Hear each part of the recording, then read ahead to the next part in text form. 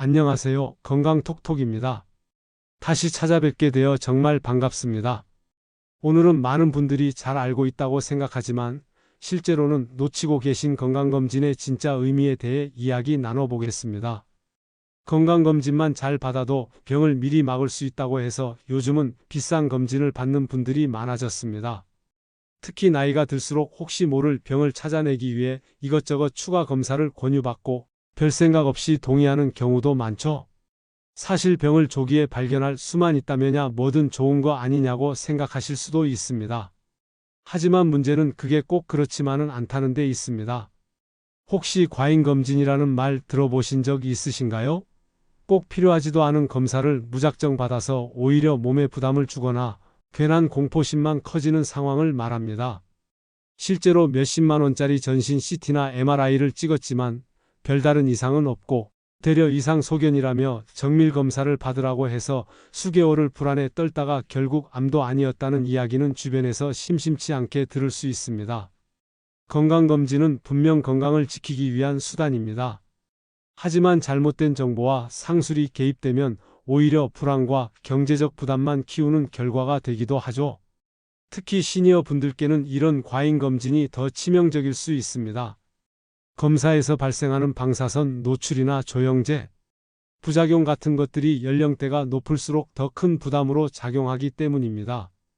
그럼에도 불구하고 우리는 병원에서 권유하면 괜히 거절하기 어려운 마음이 듭니다. 왠지 안 받으면 내 몸에 중요한 걸 놓칠까봐 불안하고 내가 소홀한 건 아닐까 하는 생각이 드는 거죠. 하지만 정말로 필요한 검진이라면 국가가 이미 그 기준을 정해 두었을 겁니다. 실제로 우리나라 국가건강검진 제도는 40세 이상을 대상으로 암검진을 포함해 꼭 필요한 항목을 무료 또는 소액으로 제공하고 있습니다. 위암, 대장암, 간암, 유방암, 자궁경부암 같은 흔하고 사망률이 높은 암에 대해서는 국가가 일정 주기로 안내를 해줍니다. 이 검진만 잘 받아도 많은 암을 조기에 발견할 수 있다는 연구 결과도 있습니다. 문제는 이런 정기검진 외에 민간검진센터나 병원에서 제안하는 고가검진들이 과도하게 확대되고 있다는 점입니다. PET-CT, 전신 MRI, 갑상선 초음파, 심지어 혈액으로 암을 찾는다는 고가 유전자 검사까지 가격은 수십만 원에서 100만 원을 훌쩍 넘기기도 합니다. 이런 검사가 꼭 필요하다면야 의미가 있겠지만 대부분은 혹시 모를 불안이라는 심리를 자극해서 권유되는 경우가 많습니다. 그리고 그런 검사를 받은 후 애매한 결과가 나오면 다시 조직검사, 정밀검사, 병원 전전이 시작되죠. 환자는 불안에 떨고 검사비는 계속 올라갑니다. 무엇보다 중요한 건 이 모든 과정에서 실제로 병이 발견되는 경우는 극히 드물다는 사실입니다. 물론 조기 진단으로 생명을 살릴 수 있는 경우도 있겠죠. 하지만 모든 검사가 그런 건 아닙니다. 특히 암이라는 병은 조기 발견도 중요하지만 그보다 더 중요한 건 꾸준한 생활 습관 관리입니다. 건강검진은 그저 한 시점의 스냅 사진일 뿐이고 나머지 364일의 생활이 진짜 건강을 좌우합니다. 그렇다면 시니어 분들은 어떤 기준으로 건강검진을 선택해야 할까요? 먼저 내가 어떤 가족력을 갖고 있는지를 체크해야 합니다. 부모나 형제 중 암이나 만성질환을 앓은 분이 있다면 그 질병에 대한 검진은 더 일찍 시작하는 것이 좋습니다. 둘째, 내 생활 습관을 기준으로 맞춤형 검사를 선택해야 합니다. 예를 들어 오랫동안 흡연을 하셨다면 폐암 검진이 필요하고 간염 보균자라면 간암 검진을 철저히 받아야겠죠? 셋째, 건강검진을 받기 전에는 꼭 주치의나 전문의와 상담하세요. 내가 단지 겁이 나서 받는 건지 정말 의료적으로 필요한 상황인지 전문가의 조언을 듣는 것이 중요합니다. 넷째, 병원에서 고가 검사를 권유받았을 땐 2번 생각하고 가능하면 다른 병원의 의견도 참고해 보세요. 정보가 넘쳐나는 시대일수록 정확한 판단 기준이 필요합니다. 화려한 장비나 광고에 현혹되지 말고 그 검사가 내 몸에 정말 필요하고 그 결과가 내 건강관리에 실질적인 도움을 주는지를 따져봐야 합니다. 그리고 무엇보다 검진 이후의 행동이 더 중요합니다. 검진 결과지만 받고 서랍에 넣어두고 끝내는 게 아니라 그 내용을 바탕으로 식사, 운동, 수면, 스트레스 같은 생활 습관을 바꾸는 게 핵심입니다. 검진은 그저 도구일 뿐입니다. 내 몸의 상태를 들여다보는 창문이고 그 이후 내가 어떻게 살아가느냐가 건강을 결정하는 진짜 요소입니다. 혹시 이런 경험 있으셨을 겁니다. 건강검진을 받으러 갔는데 병원에서 이왕 오셨으니 이것도 해보시죠 하며 자연스럽게 추가 항목을 권유하는 경우 말입니다. 가격은 생각보다 비싸고 내용도 생소하지만 왠지 거절하면 내 몸에 중요한 걸 놓치는 건 아닐까 하는 불안감 때문에 결국 동의하게 됩니다. 하지만 이럴 때야말로 잠깐 멈춰 서서 생각해 봐야 합니다.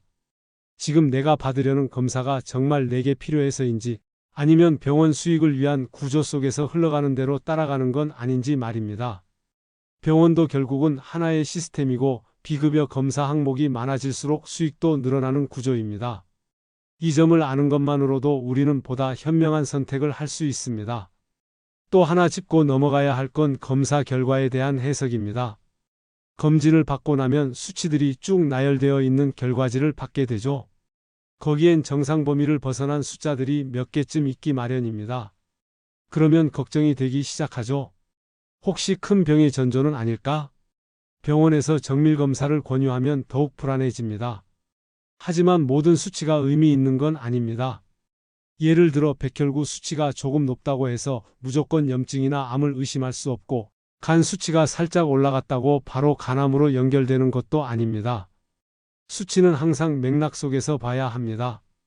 평소와 비교해서 얼마나 달라졌는지, 다른 지표들과 어떤 상관관계를 보이는지 이런 것들이 함께 해석되어야 합니다. 그런데 대부분의 경우 우리는 그냥 결과지만 보고 겁부터 먹게 됩니다. 이런 점에서 주치의의 역할이 정말 중요해집니다. 건강검진은 단발성 이벤트가 아니라 지속적인 건강관리의 일부입니다. 그렇기 때문에 나의 건강 이력을 알고 있는 의료진과 상의하는 것이 가장 안전하고 정확한 해석을 도와줍니다. 또한 검사를 받는 시기도 중요합니다. 갑자기 체중이 빠졌다거나 식욕이 없거나 이유 없이 피곤한 증상이 지속된다면 그때는 오히려 적극적인 검진이 필요합니다. 몸이 보내는 신호를 무시하지 말고 이상을 느낄 때는 반드시 병원을 찾아야 합니다.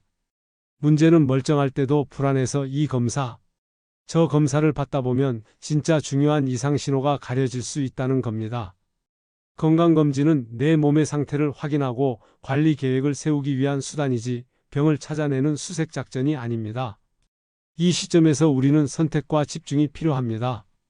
무엇을 꼭 하고 무엇은 해도 되고 하지 않아도 되는지를 구분해야 합니다.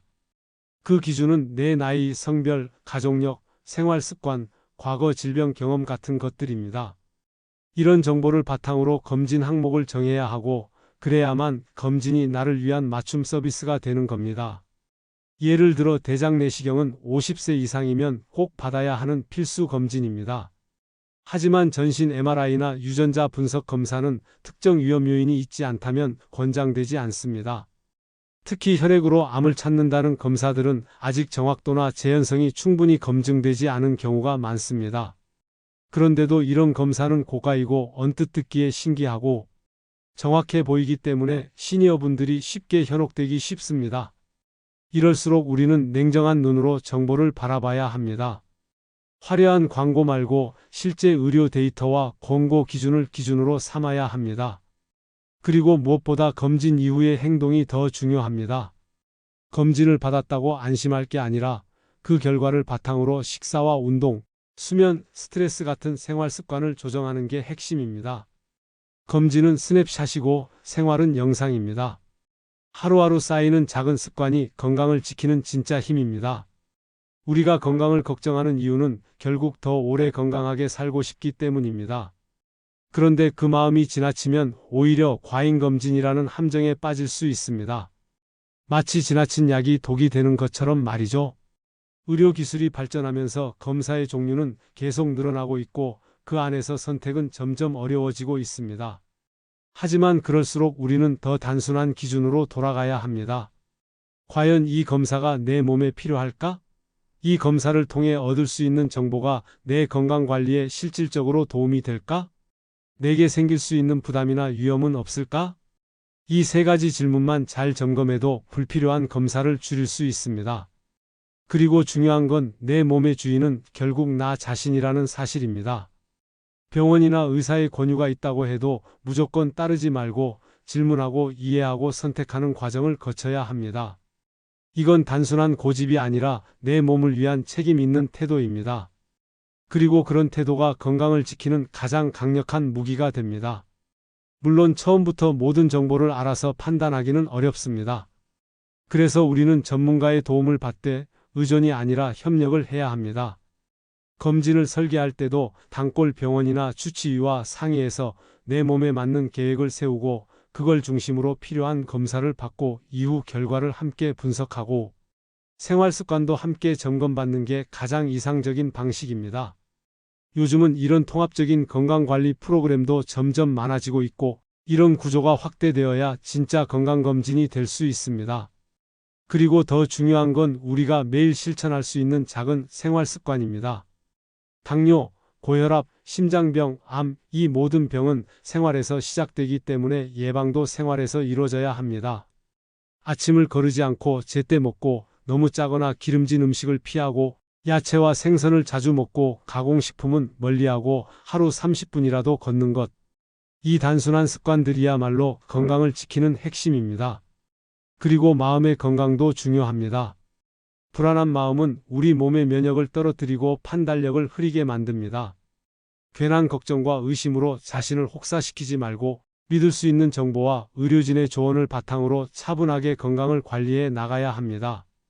건강은 하루아침에 좋아지지도 나빠지지도 않습니다. 천천히 그러나 확실하게 쌓여가는 결과입니다. 그리고 그 시작은 바로 내가 내 몸에 관심을 갖고 나에게 맞는 선택을 할 때부터 시작됩니다. 검진은 필요하지만 과잉은 경계해야 합니다.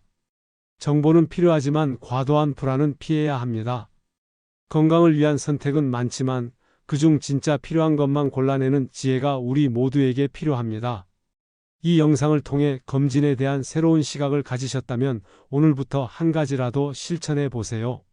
정기검진 일정 챙기기, 식단 점검하기, 주치의와 상담하기, 혹은 오늘 하루 천천히 걷기부터 시작하셔도 좋습니다. 지금의 작은 실천이 내일의 큰 건강이 됩니다. 그리고 이 영상이 주변 가족이나 친구에게도 도움이 될 수 있다면 꼭 공유해 주세요. 우리 모두 과잉검진의 유혹에서 벗어나 진짜 건강을 위한 현명한 선택을 하실 수 있기를 진심으로 바랍니다.